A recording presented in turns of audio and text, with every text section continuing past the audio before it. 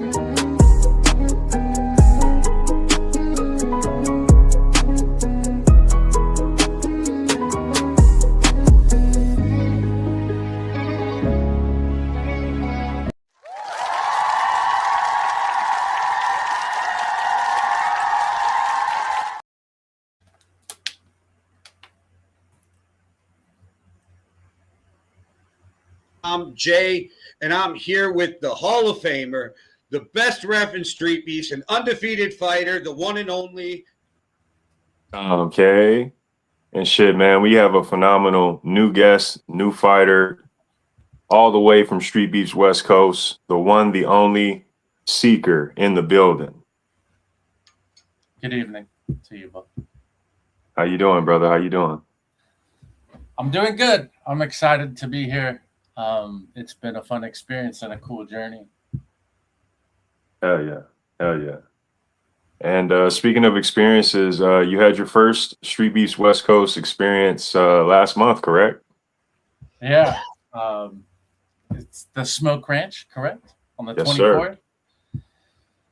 It was beautiful. I really enjoyed it. And I think it's fun for opportunities like that, especially with it all being so new, that I think those are the times in life where you're living it and it feels kind of like a movie, or while you're in it, you're really appreciating like how special it is. And I don't know if that wears off over time. The more fights you have, obviously, like it draws a crowd of people that are, how do you say, like very loyal to it, probably for part of those chemicals. But it was definitely a blast. Yeah. Well, before we get to the fight itself, I wanted to kind of get an idea of like, what made you say, hey, man, I want to start the year off fighting and I want to do it on YouTube with StreetBeefs? I'm trying to think whatever Disney movie that is with the squirrels and the dog, but it feels like that's me creatively. I think that something I've wanted to do, whoever knows what a writer decides to write about when they become a writer. And for me, all of life is trying to put something in a vein of like, what's an artistic way to like chronicle this, or anything that's like movie, television experience. And I tried to think, when people got in like a YouTube sense of mind, one of my brothers said like, oh, what is your brand? And I never had a great time focusing down onto whatever that would be. And I didn't ever want to call myself something branded as like a human. So I said, this was something, and I'll make it relate faster, just to have a friend who was associated with it. I knew nothing about it. I saw it. I said, that looks really interesting and really cool. And for my curiosities, I think I just threw out to him like, hey, like, how long does it take to go from 0 to this or whatever? And he just kind of gave me like, oh, jump in the Facebook group. You can put your name in this way. To be very lucky to be selected. Spur of the moment, I guess, to answer the question. I have a lot of interests going on all the time. It sounded fun. It sounded exciting. I think at my age, it's me trying to like get a litmus of where I am vitality wise, if I can still hang, you know. All those things combined together, and it was just something I had never done before, so it seemed interesting. That's what's up, man. Takes a lot of guts, man. You know, a lot of times you see the guy or you hear the guy, oh, I could do that, you know, And it sounds so easy, but to actually get up, take the time out, you know, some guys are out there training for the first time ever, you know. Some guys are coming right off the couch. But you know, to show up and to get in that ring, it says something about yourself, you know, for sure.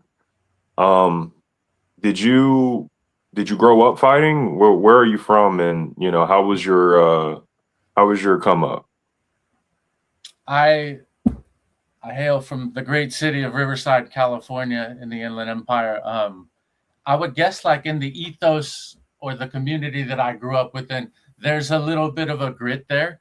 Like you definitely were not allowed to get away with being soft, um, in from a very young age. And I don't want to come in here because I feel like this city was painted that way for so long and be like, it was hood as shit, and I didn't like getting punked in grade school. So you always had to have some type of edge anyway.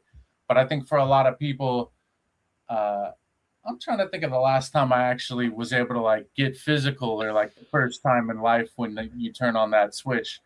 And really, it was like at 17 at a house party, and I got to brawl a little bit for the first time. And I don't know if you're lucky enough and you get out of there feeling like you won or did well, then it immediately gives you that curiosity of like, oh, maybe I am good at this. To like jump in with no experience and then go in a group of people, and what you were saying, like some of these people are first time. For somebody from the unknown, the element is that when you get there, you're like, oh, maybe there's people like me. And then you see a couple of people where you're like, oh, that guy looks like he could kill people with his bare hands. That's like a fun unknown factor, because prior to like getting in the ring, I don't know if this person's going to tune me up or if they feel the same way I feel. So I would say like I got in a couple of scuffles in the high school era and shortly thereafter. I didn't really ever get into like fight training or a gym or anything formally. I met Caleb when I was younger, or Coyote, and he was, I think, giving lessons at the local boxing gym. So I did like a week with him there. But other than that, I just came back and it was something I wanted to do. I think throughout my high school era, which was like 05 to 08, I don't know if that's like the MMA heyday, or like if there was just a lot of glory, or it was blowing up seemingly at that time. So I think there's something charming about that too, as the draw for it. But I wish I could say like from a young age, I've been really cutting away at the wood here, trying to become the best fighter I could. I think there's like a human element to where you always kind of got to be a little ready just to operate in the world. And then somewhere on the spectrum is how much you want to invest time and effort wise. So it was nice to, like I said, at 35 or whatever, to throw it back in there and see like if I can still hang. And part of it that really woke me up is I want to be in much better shape than I was in going into that in general. So it was a nice wake up call and an experience to go, oh man, especially watching the other like 12 or 15 fights and going, it could be any of these people at any given time that is a competition I might have to face, you know, if that makes sense. Yeah. Yeah. Absolutely. And then 2005-ish for the UFC, I would agree that that was like the golden age, because they were all talented and they're all trained. I don't want to like take away, but now it's just leveled up. So in 2005, it was the dogs. It was Nate Diaz. It was Carlos Condon. It was Manny Gambarian. Like those were the guys out there, straight dogs that like grew up rough, right? So you watch them and you're like, okay, these guys grew up in the, you know, fighting. Now it's a different type of UFC. Yeah, there's still those guys, but then you got different guys who were like in college and were like, oh, I'm going to just go to the UFC because I'm a great wrestler. And then they learn and go from there. So I think, yeah, that was the golden age. It was dogs. And it kind of fits. I ain't been to Riverside, but I got my friend SK who been out to Riverside, lived out there. I've heard some stories. So you guys had it rough. You grew up in the roughneck time. I don't know how old you are, but like I'm old. I'm 47. So like I remember UFC from the start, and I would agree that the 2005 was around the golden age for for me too. Yeah. I don't know if that, like, when it hits the mainstream of television and like an ESPN type of deal, that, or maybe it was me being 18 and developmentally as a man, that's when you're like, okay, who is the toughest people on earth and how do I emulate that? But I think there was a lot going on the same way, I think, as it relates at all. Right before that, it was like poker. Like Texas Hold'em had a blow up for some reason. Fighting has just stuck around along. But they had that first camp of what seemed to be like the Tito Ortiz, Chuck Liddell style, like superstars. And I don't know if that type of esteem fizzles out over time or if it was just the perfect pocket era between, like, they had grown the sport enough, funded it enough, but you didn't have to be a total expert to be a fan, I think. There was less to follow, seemingly. Yeah, they've gotten so good that it makes it harder. Like, if you don't know Brazilian Jiu-Jitsu, you don't understand a lot of the stuff that's happening in the ground game, that kind of thing. I get it. But with you growing up in Riverside, you know, not wanting to get bullied, whatever, and you have these street fights, how is that so much different, though, than when you start training? How is that different for you? How is it a different mindset when you went into the cage than you would have had on the street? I would like to say that when I went into the cage, I was thoughtful and processed, and it wasn't the exact same. Like, I didn't just start throwing windmills. It was interesting. So the part of the story, shout out to Coach Freddie Johnson, I had put my name in the hat to do the fight. And I pretty much just had a membership at 24 Hour Fitness. So I just got some gloves and started hitting the heavy bag by myself. And this guy came over and was like, hey, I'm doing a little class over here. Why don't you join us?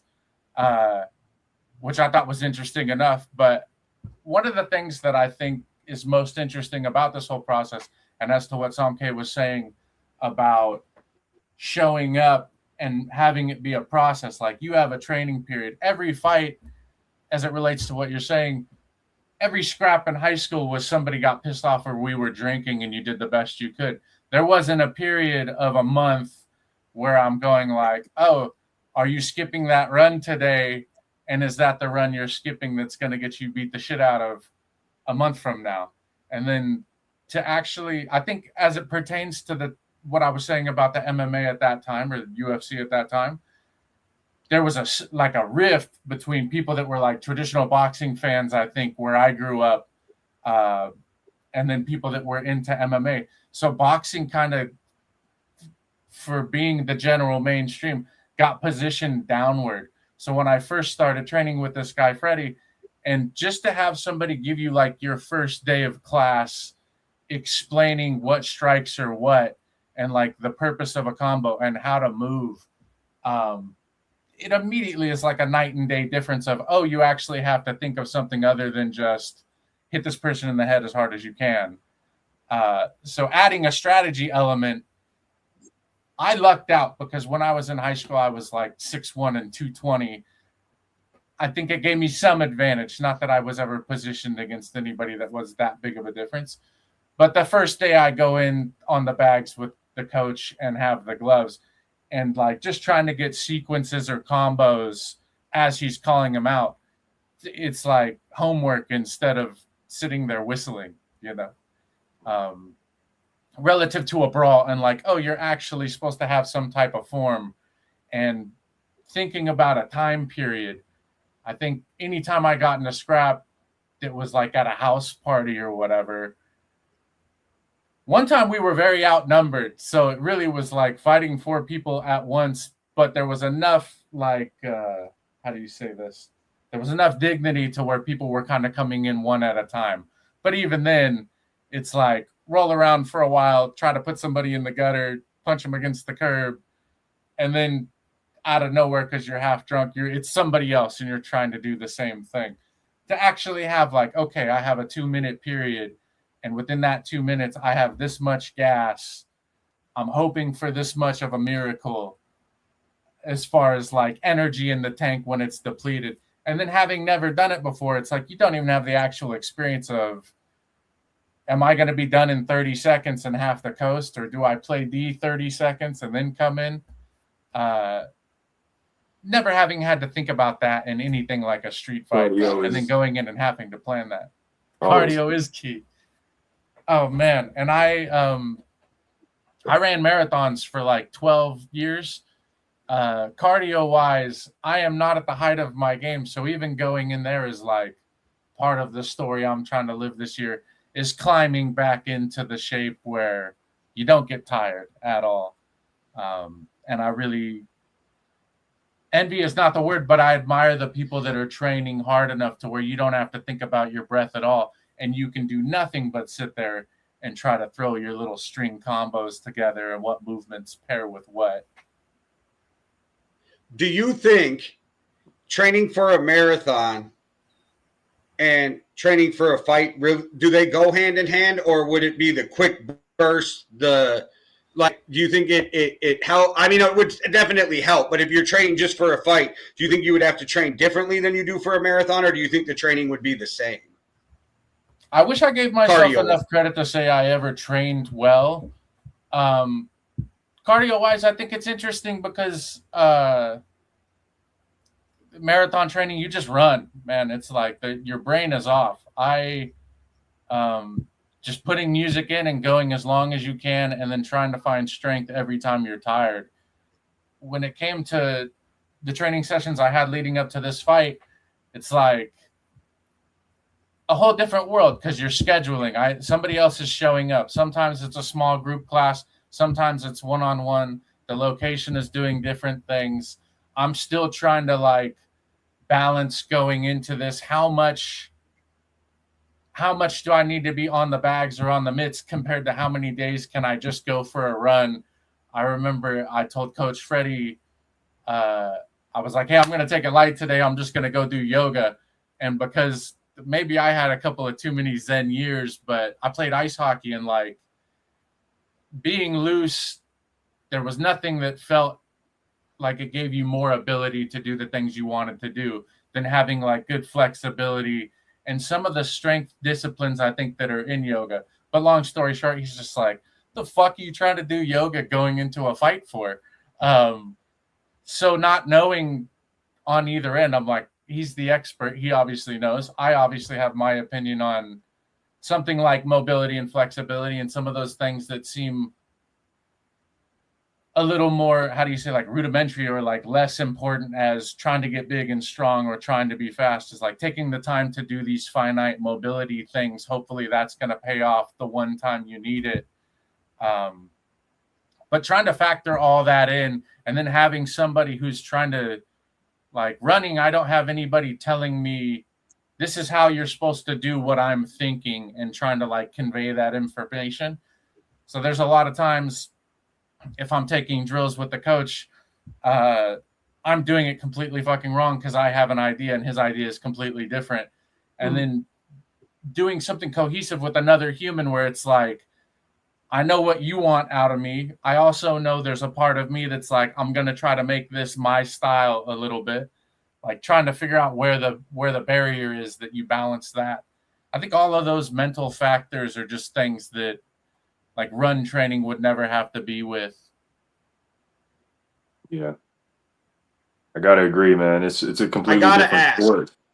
How does... Oh, sorry, Somké.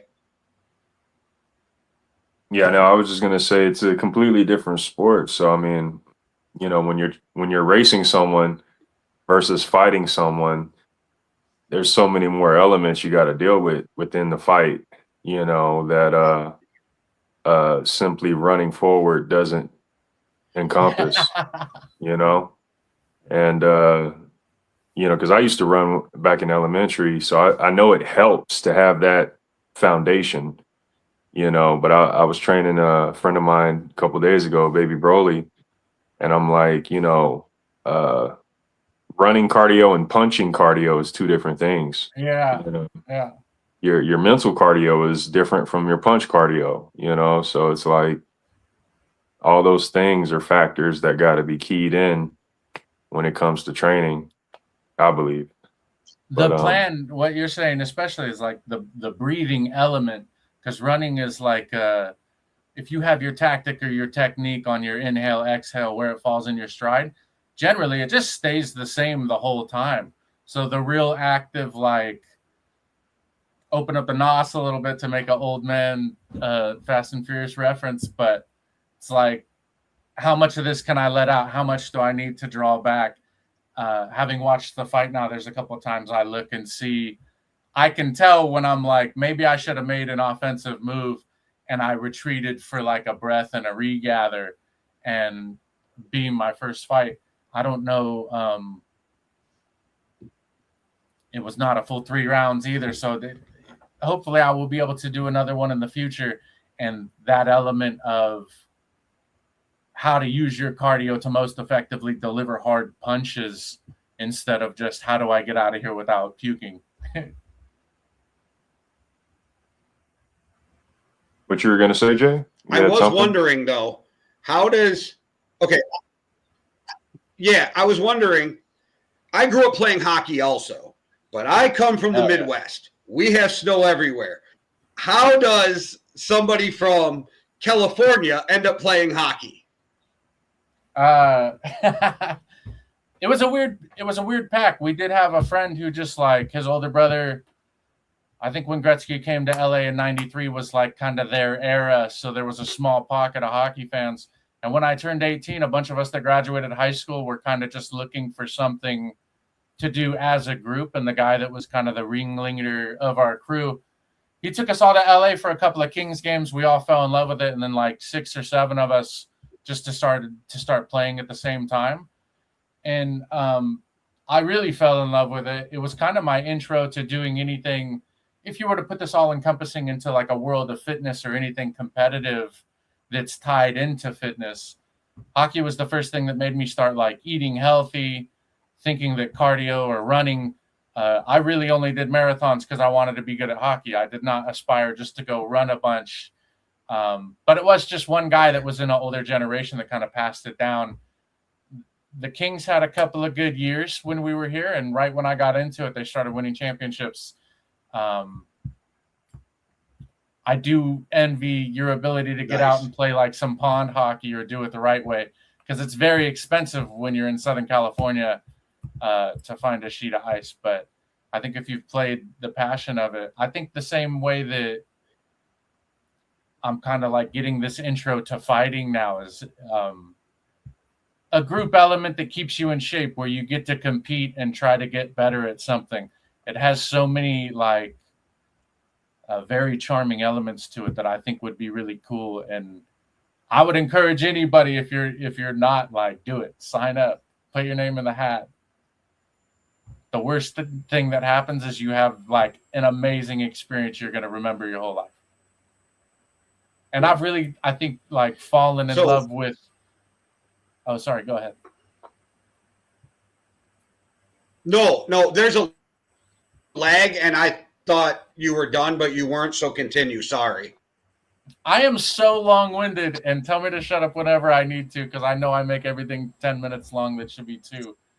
But I was just talking about what I think is the coolest element of getting involved with Street Beefs. It was fun, and there's no way, if you know nothing about boxing and you went and stood next to that ring for one event day, there's no way you couldn't walk away thinking that you didn't just like stumble onto a new art form.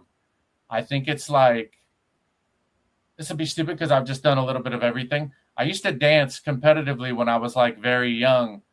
And I always admired it. I think especially in like my 20s, I moved to a place where if you were a dude, you weren't supposed to dance. And then the neighborhood that I'm from, I'm like, oh, you mean people that are scared? Boxing is like the coolest, most masculine, highest stakes way of turning like something dance art form into something that's like, there's an extreme element that you could get your nose broken if you take the wrong step. I think that's the coolest thing ever. I'm really jazzed about it, getting into it, because now, like I said, meeting this guy at the gym who is a coach, he's like introduced me to a couple of other gyms that are local. I got to go to one with Coyote that was like one of the coolest layouts ever. I did a little bit of like video footage of him and the coach he has there. And then once you realize all these pockets after talking to 619 and then now seeing like his feed and coming through and seeing the places that he trains, I'm like, oh, this is one of those things that if this is your passion, you could find it anywhere. And the community is like very about it and very friendly and very cool. To think if you traveled everywhere, yeah, it's very cool. To think if you traveled a lot and that you could just do like pick up a spar on a Friday night if you were out of town. Yeah. I never imagined that, and I didn't know it was around. And now that I see it, it's a whole new world. It's really cool. Journeyman. What you were gonna say, Jay? You had something earlier. I was just going to ask you, so when I was watching your fight, it seemed like, I don't know, by the end of the first round into the second round, you really loosened up. Did you feel that? Like, it felt like you loosened up and you felt more comfortable. Did you feel that, or how'd that go for you? There was one moment that I remembered on the day of that was like a real defining, and exactly what you're talking about with my, how do I say, like my resume or my experience being 0 rounds, and then the first round kind of being mayhem. The second round was kind of where I first had like settled into watching his actions and reactions, which logically sounds really stupid because it's like, hey, you should do that from the beginning if you plan on having a good day. But I think just the practicality of taking your first fight, maybe that's just part of the learning process, is that what you think is me settling into it, that the first moment of me just not being full chemical reaction kind of barbarian, I think. And that's when it really got beautiful. Was there was a time that I can't remember if I was just throwing like some straight punch, and then I realized every time I'd piece him a little bit, I'd get just as much. I did that twice, and then on the third one, I was like, I wonder if he'll do it the same way. So I pump faked it, and he did, and I was like, oh, this is how you like unlock people and open them up. And if that ever, like, between me realizing that and the end of the fight was a very short piece of time, but now that if I go forward into it, I will know that from the beginning. It seems that maybe the journey is just like a very long settling into who you are as like your style and your fighter type, and every fight that you take gets you there. Maybe it's a never-ending road. I would say it is. If you choose to do this lifelong, it's a never end. But also too, what you're experiencing is like your first few hours, right? So like it's all new because it's your first few hours on the board. You know, now once you've logged in 1,000, 2,000, 5,000, 10,000, it becomes a different type of story. But you know, when it's when you're in the infancy of like what you're doing or what you know, this new walk of life, right? This new whatever this is to you, it's brand new at this point, you know. So things are fresh. You're learning, you're adapting, and just like you just mentioned, you know, you figured out how to do something by the end of the fight. You now can utilize that in the next fight. That's how it goes. That's being a student of the game. You know, being a student of the game, you'll be, you know, collecting all types of attributes and, you know, power-ups and items and, you know, armors, and, you know, you customize yourself. You know what I mean? That's at least how I look at it, you know, but it's a forever thing, you know, and you just look at the board and you see your time and you're like, okay, you know, but at the same time, something I've experienced and I've witnessed in other fighters, it doesn't matter how much time you got on that board, you got to stay consistent, because the moment you stop, everything that you've earned can revert back, you know, and you can find yourself, you know, somewhere close to square one. So, you know, it really is a forever journey, you know. Let me not be long-winded anymore. I wanted to, before we get deep into the actual fight, what was it like driving up there, getting to the event, and then, you know, your wait, the build up until your fight? You know, what was that like? You get on site, on location. What was that like for you, seeing the other fighters, the cage? There's an epoch that's like the 2 days leading up to it, and I've done myself no favors at all.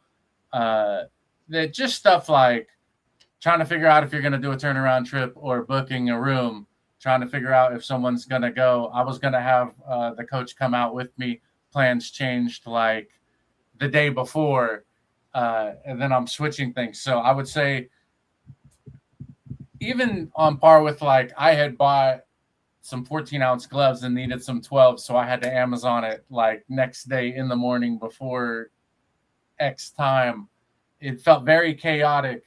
And then as soon as I left, and it ended up just being me solo headed out there, even to come from the direction, like if you're from Southern California, you go to Vegas, you're on the 15 all the time. But when you take that cut through Baker, there's something like symbolic to this desolate road that you always went by but never actually took. And then now you're taking it into parts unknown. All that was really cool. I was excited because I stayed at the Nugget and was able to like not have to wake up at 3 a.m. to drive out and kind of settle. So it was a fun experience. I tried to put myself to bed early enough. The excitement, I don't know if everybody gets this on their first time. You can't control the spirits, I guess, but they woke me up at like 2 a.m.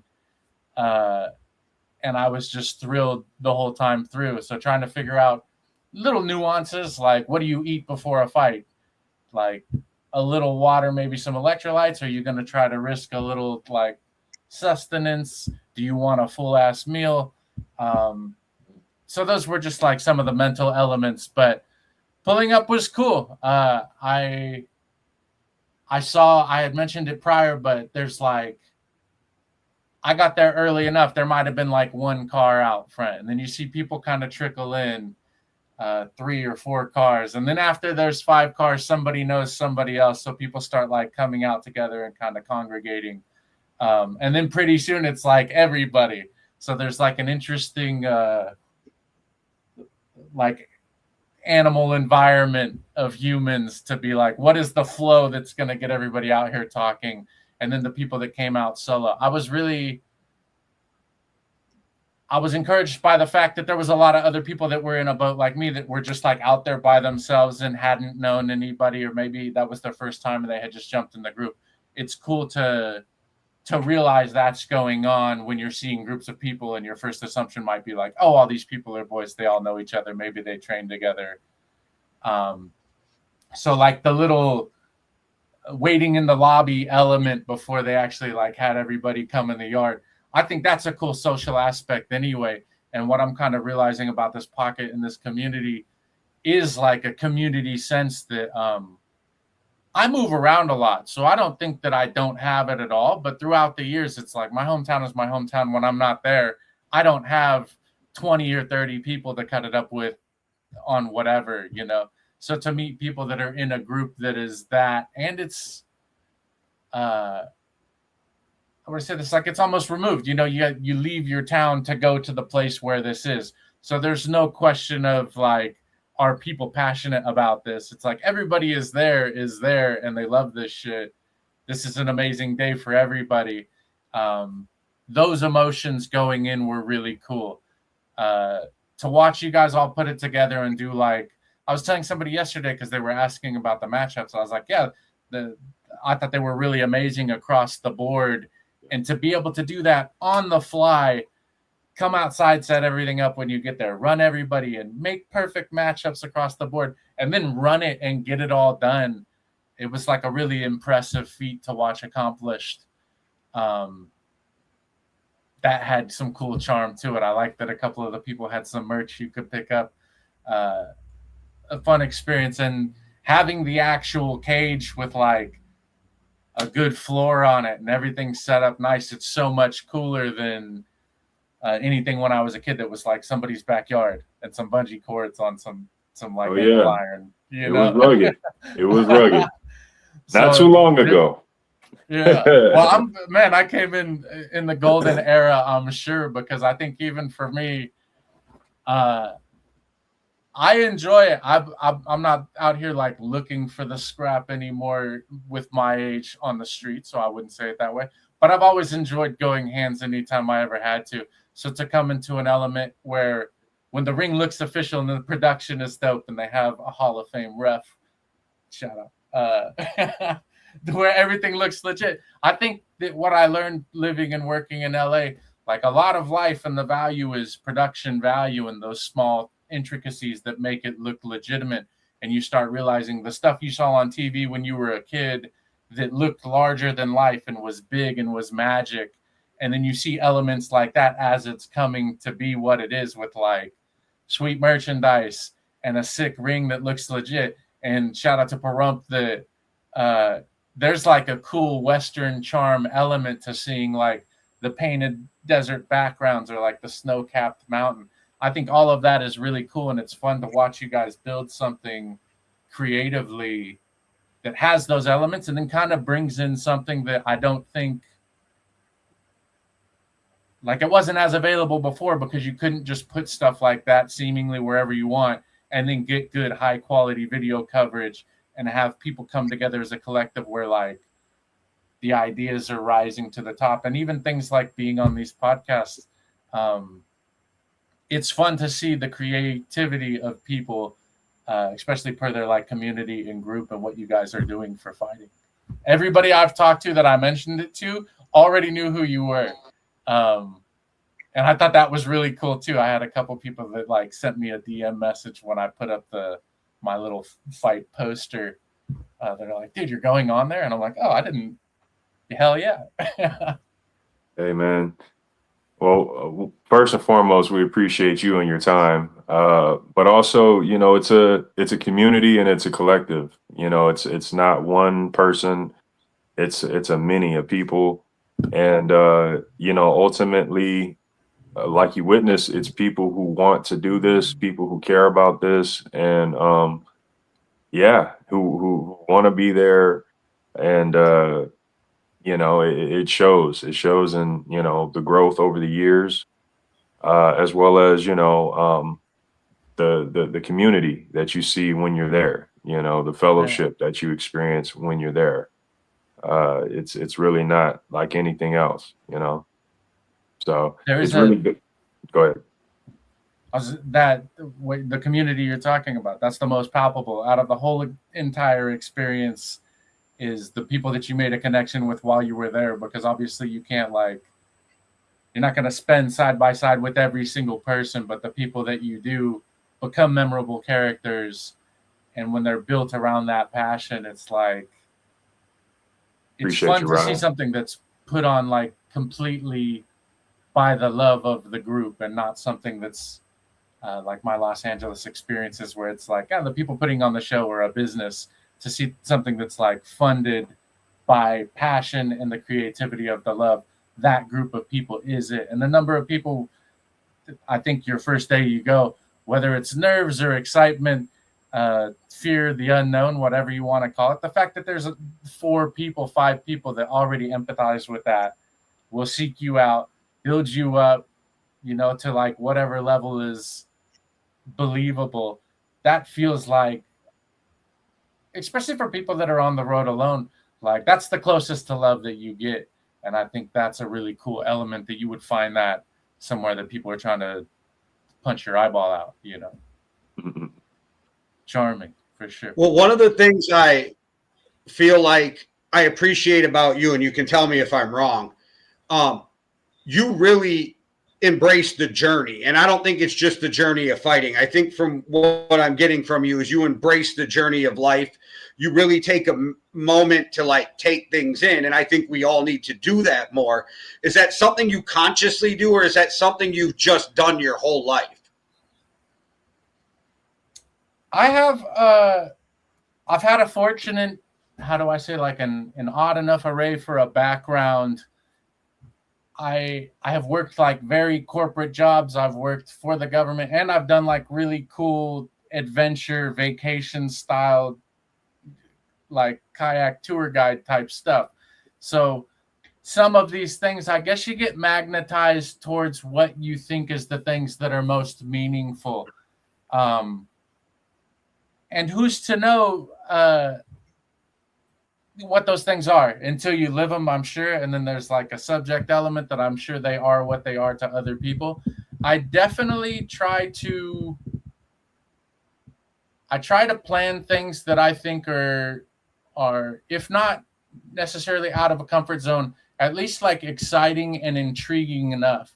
One of the beauties of deciding to do this was like, in a spectrum of things that could have happened, me getting the shit kicked out of me publicly very early on and being embarrassed amidst my small community of friends would have been like a worst case. Best case would have been me looking like a anime knockout or whatever. But the cool thing was that within that spectrum, I knew there was no way that I could do this, have the experience of it, like the leverage of how much time I put into it. I wouldn't say was smart, but I'm excited that I did. There's no way that it wasn't going to be like a memorable, lifelong thing. I do seek those things out, I guess, to answer your question. And to know how many of those things you should seek out compared to how much like normal stability you should have or putting roots in or what have you.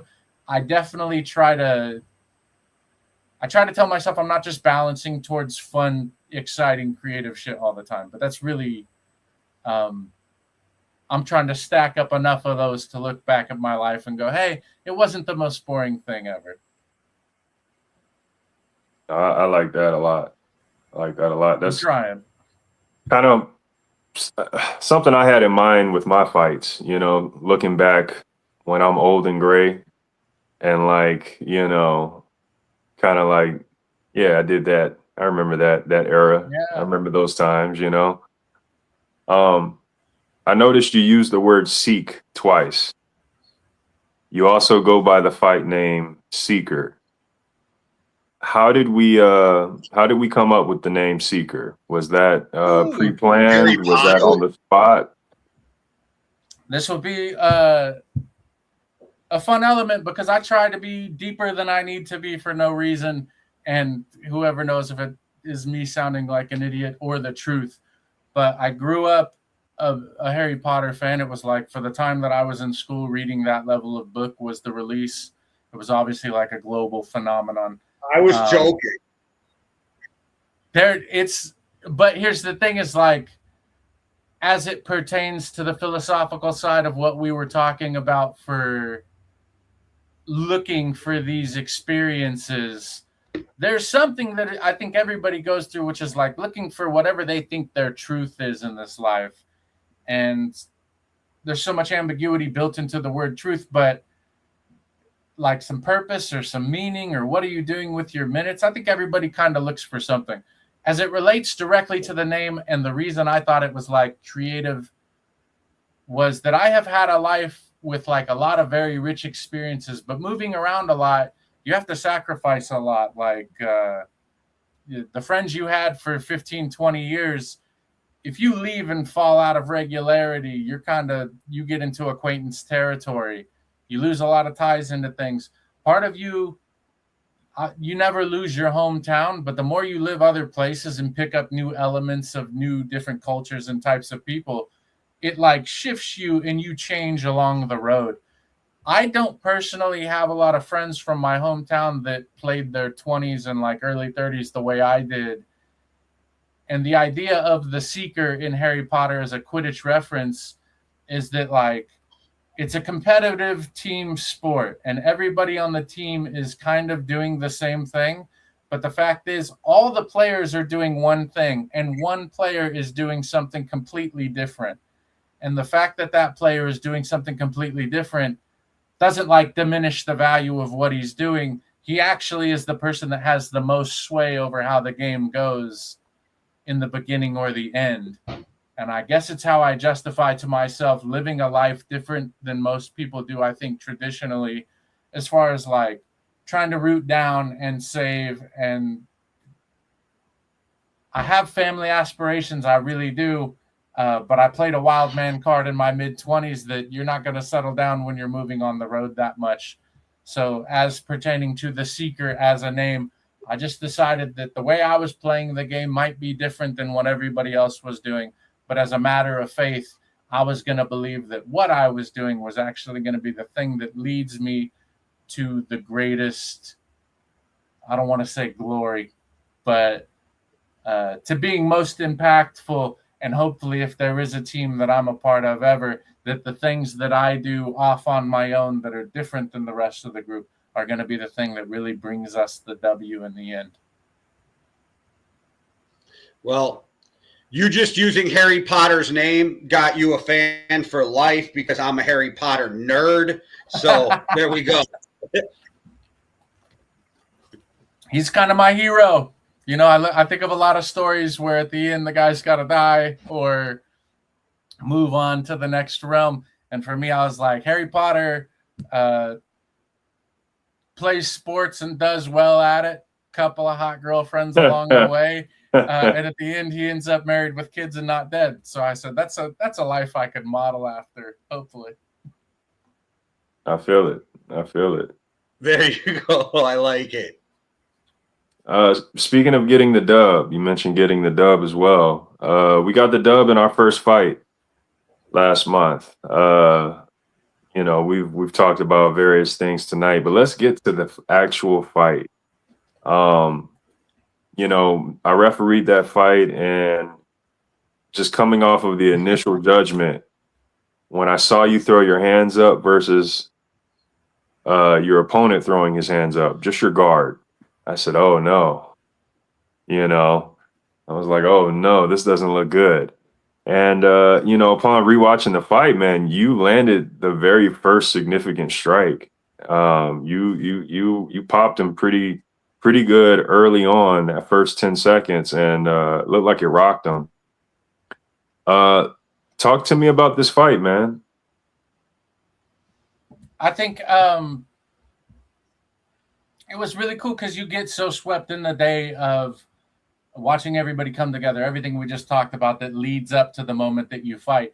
But there's a big like multi-hour window of me sitting there watching fights and like getting comfortable as a spectator. And then as soon as you get like called into the ring, you've lost track of where I am on the list or when my cue is coming up. So it starts happening very fast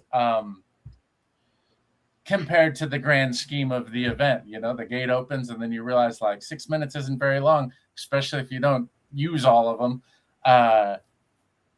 Watching the fight, obviously for the first time, that was something people were talking about as soon as they get out, is like, oh, you'll start being critical of how you operated as soon as you leave the ring. All you're thinking about is what happened and what do you remember. Part of it is like a blur. Part of it, I was fuzzy for a week because I got hit in the head really hard a lot. But I do think what you're talking about in the first round, we both threw like we just jabbed at the same time, and he went back a little bit further than I did. And I think for me, like watching it and scaling myself to see the progress of it, it's like, okay, that feels like a little percentage advantage moving forward. I will not pretend at all that I held any good form and that I made it look good. I feel like if Gumby was fat and boxing, that was me out there with the arms. But no. I do think there's a couple. It's interesting to see. So like one of the first things that was we had talked about, my coach and I, was like a body head combo. And when I'm here on the bag, I think I'm popping it hard and like crisp. And then when you're actually fighting somebody and you're like, oh, I'm trying to throw the body head, while somebody is like backing up and going away. Yeah. So what it ends up looking like is me just like wailing around like I'm trying to sell cars on the corner with the with the wobbly arm guy. Hey, but to your those are the credit, elements. to your credit, you definitely when you woke up, because there was a couple hard shots that you took, and it seemed to wake you up. You were throwing some combinations. You know, you were the one pushing, pushing the pace, throwing the combinations. And, I mentioned earlier about, how you were holding your hands, and it's like I completely misread. I'm like, okay, this he's here to fight, regardless to, technique or not, he's here to fight. And yeah, man, it was a hell of a performance, to see your opponent, basically, he couldn't withstand what you were bringing, Could you feel him wavering as the fight was taking place? Could you recognize that? I definitely did not. I landed like a right hook that I think really shook him and kind of dragged him off in the corner early on. When you're watching the video, it's kind of like the only thing I would notice in that time frame. A couple of those are exciting, but for somebody with no experience, you're like, "Ooh, is this person rocked?" And I remember I had talked to somebody. It's like you can play those one of two ways: is that capitalize on that dazed moment, I think, and just unleash and try to finish it, or try to be a little conservative about it, because if you get caught going in a flurry thinking this person's going down, completely gassing the tank, and then having nothing by the time they come back, it's like early enough in the fight to where I didn't know his rigidity at all. It could have been over, or that could have been absolutely nothing as far as like my experience level and understanding of him were. Obviously, like there was a time when he took a count and was like hunched over. In those moments, obviously, I'm feeling very good, because there was not a moment where I was like, "Ooh, I'm hitting him way harder than he's hitting me," or like, "Oh, I'm dominating this at all." One, because it wouldn't be true, because I got tuned up. I got super lucky. Shout out to our cameraman. That the one time he hit me with like a 3-piece, and I think that was arguably the most damage that I took, especially in the first round. And luckily the camera was moving and I was coming backwards, so you don't see how stupid my face looked while I was getting hit.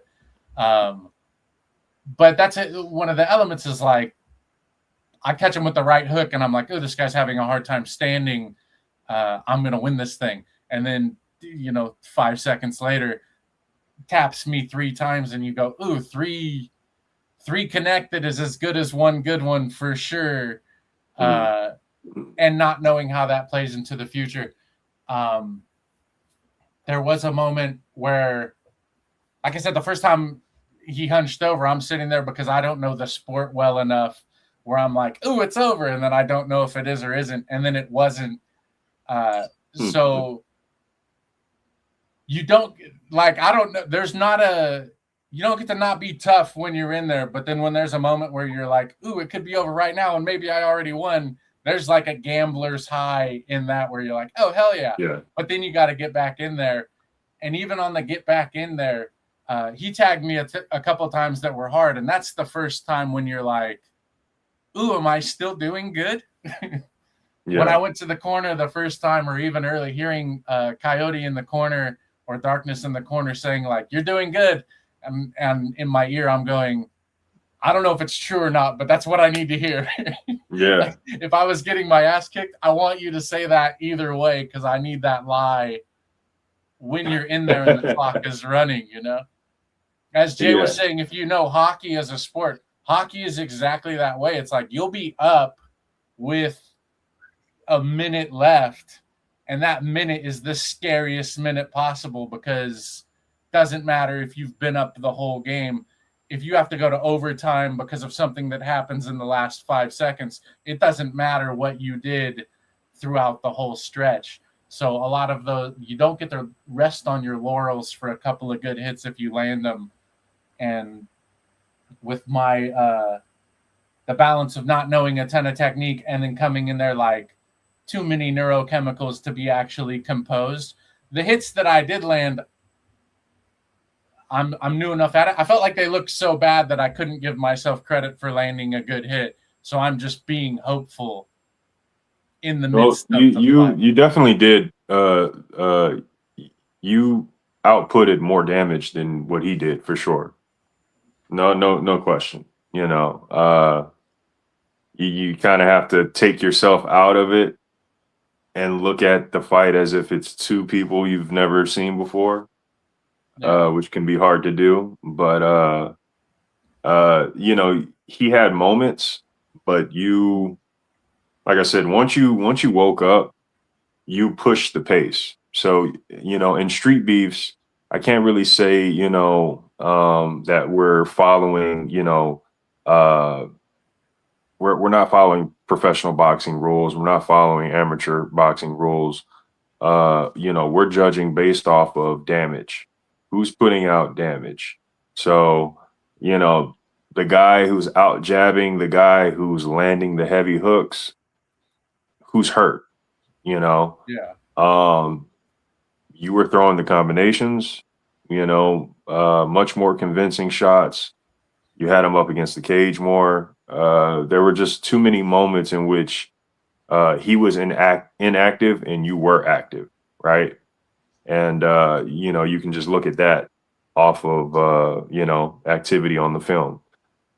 But, you know, it can be hard because we're hard on ourselves, you know, especially, you know, rewatching it. It looks different from what you thought, or maybe, you know, it does match up to how you were feeling, you know, however it, you know, it tends to be, you know, it's in the past, you know, and then we look forward to, you know, the next fight and how do we utilize what we've learned, you know, and bring that to the next fight, but also how do we subtract, you know, how do we subtract the things that we saw that we don't want, you know? Yeah. Do we see? I will say, it wasn't just you. I also thought your opponent was done until about the 6 count, and then I was like, oh, he's just bending over, getting his like breath back for the 8 count. But I'm with you. I thought he was done. So you're not the only one. He threw up. He threw up, you know, on one of those counts, and yeah. Well, I didn't see that. Thank goodness. Yeah, it was a little bit, but you know, I wasn't gonna not count him. You know. Yeah, I think it went perfect as far as keeping it going. I think it added a really cool, like, a cool story element in it, because at some point, I thought I ate one to the face and got dropped, and then I watched the video, and I think it's the stupidest look that I've ever had in my entire life, especially because it's when the call happens. Is that I'm like, man, did I just throw a punch and fall on the fence? And then I'm on my hands and knees. So there's like a little attrition. Oh, you slipped. Yeah, you slipped. Yeah. Well, it was the way you turned. For sure. Got you. The way you turned got you. I watched that and I was like, oh, shit. To Tanuki's credit, I for sure had a very fuzzy brain for like a week after. So a big part of that was probably me eating a lot of punches to the face and losing my, having the vertigo and losing my trajectory. What is Seeker's path going forward? More street beefs? What are we doing? What Seeker's path? I called you Streaker. Now you're just going to strip naked and run through Smoke Ranch. No, what is Seeker? What is Seeker's path moving forward? When I first underwent here, I've talked about it a couple of times, but I wanted to do 12 months of something once a month to have like out of the norm comfort, just to like chronicle what the experience is, what you can take from it and what you can learn. So initially, the idea was kind of one and done, and then maybe in the future, if that's a thing. After doing it and after training, even just like going to the gym and doing something very general, because I do a lot of different like styles of exercise, hitting the heavy bag and like minutes on the bag is my favorite cardio. there's nothing like it that I've ever experienced where I'm like, especially in like the big box gym style, because the heavy bag corner is very small. Nobody's ever there. And when people are, it's always interesting that they are. And now that I've been brought into that ethos, I'm trying to throw hands for the rest of my life, even if it's that.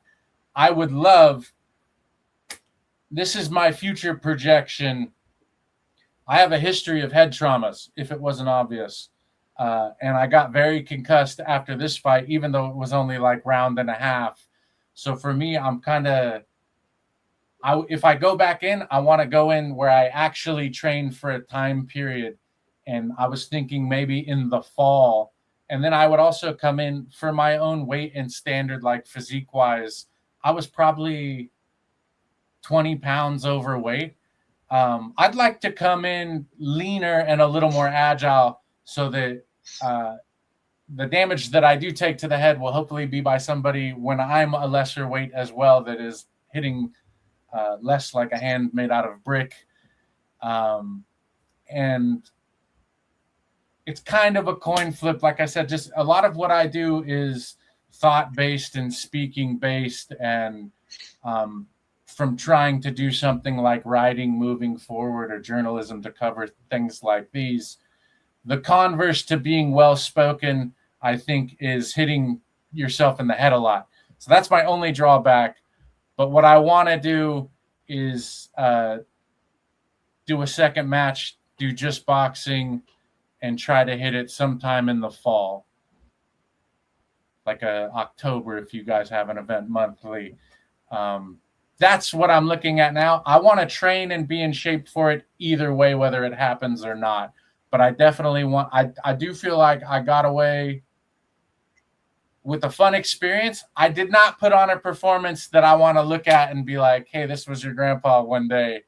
I would love to have a video that's the evidence that I put in the work, I cleaned things up, and did it with a little more style. And for that, I think I have to do a secret round too.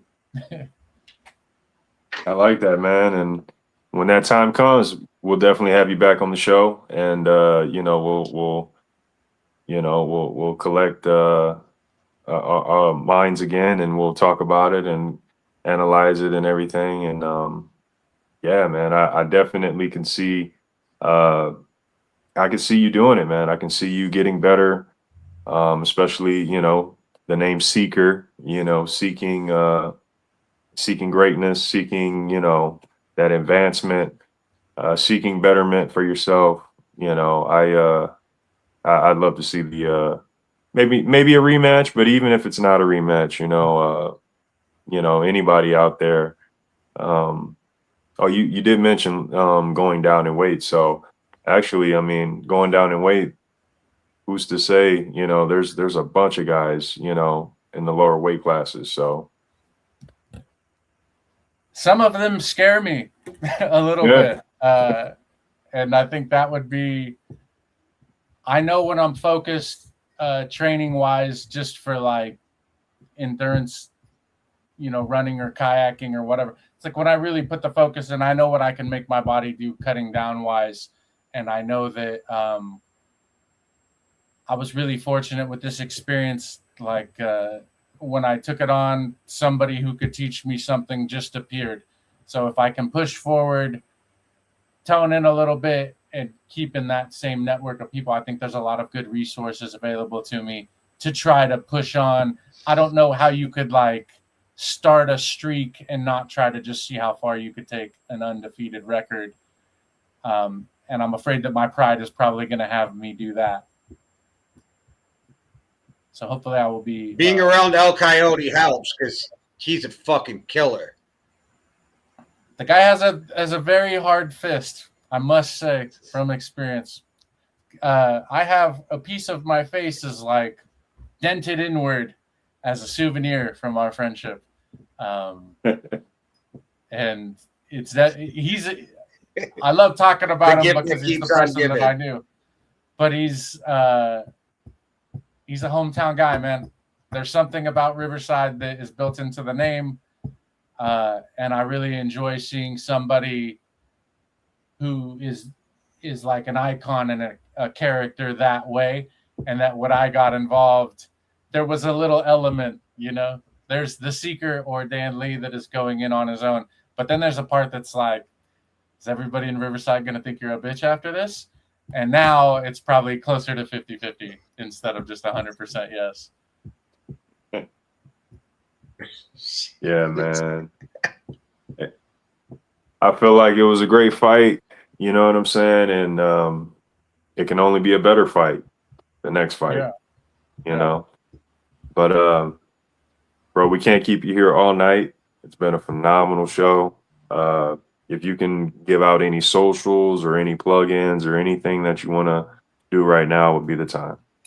If you're curious in any of the things that I'm doing, you can find me on the gram or YouTube at Dan Lee Pistol. And I'm kind of just telling a life story that way. I wouldn't say it's all fight-based, but you can see the little epochs I go through. There's always music, there's always something philosophical, and there's always a little poetry. I do think what you were saying about a rematcher would be really cool. Going in the first time experience and not knowing who you're going up against until like 5 minutes, to have something built in that's like a story of a second go where Tanuki and I both do a hard cardio run, maybe take on a couple of celebrity trainers for the local region or whatever in the Vegas versus California showdown. There's definitely potential there. I think I would enjoy it tremendously, and I think he would too. I've talked to him a few times, and like I said, the people you meet out there, you remember forever. He's been very kind. Yeah, and thank you for having me. It was very fun to be here and talk to you both. Absolutely, man. Absolutely. Oh, I enjoyed it. I had a blast. Thanks, Jay. Yes, sir. Well, shoot, man, if that's everything, man, thank you once again, and you have a great night. Appreciate it, man.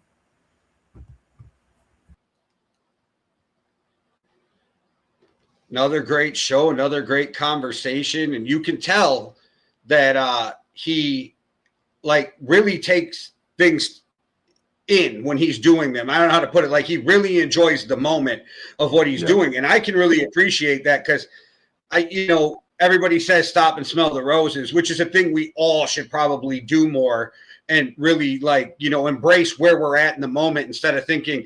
I know a lot of us are like, what's next? What's next? We're working towards something. And it's like, you really forget to enjoy where you're at. And I really appreciate that about him. I agree, man. I mean, listening to him talk about his experience going to his first event, I mean, the way he's describing it, it's like you're there. You know what I mean? You're in his shoes. You know, it's literally how it is, not only for him, but for a lot of fighters for their first time. He just described, a lot of people's first experience, and to a T, and it was great. Nope. And then, like I said, as soon as you bring up Harry Potter, I'm in. Like, I'm a Harry Potter nerd, so I'm in. Anybody else who's a Harry Potter nerd, we're less than a year away from the new series, so you can be excited about that. But I won't get into a review show about Harry Potter, because we'll be here for another hour. I can't really talk about Harry Potter. I don't know Harry like that. You didn't watch them? Okay, don't even answer, because I saw up to the third one, but that's when they get better too. Is that like 4 on is where they start to get more mature. Yeah, I wasn't the fan in the house. I just was subjected to watching. See, for me, the books got me through. The first few books got me through a fucked up time in my life, so that was, probably why I hold it such high regard. But man, Seeker makes it though where you want to just, like, if you ain't never fought, he makes you want to get out there and test yourself, right?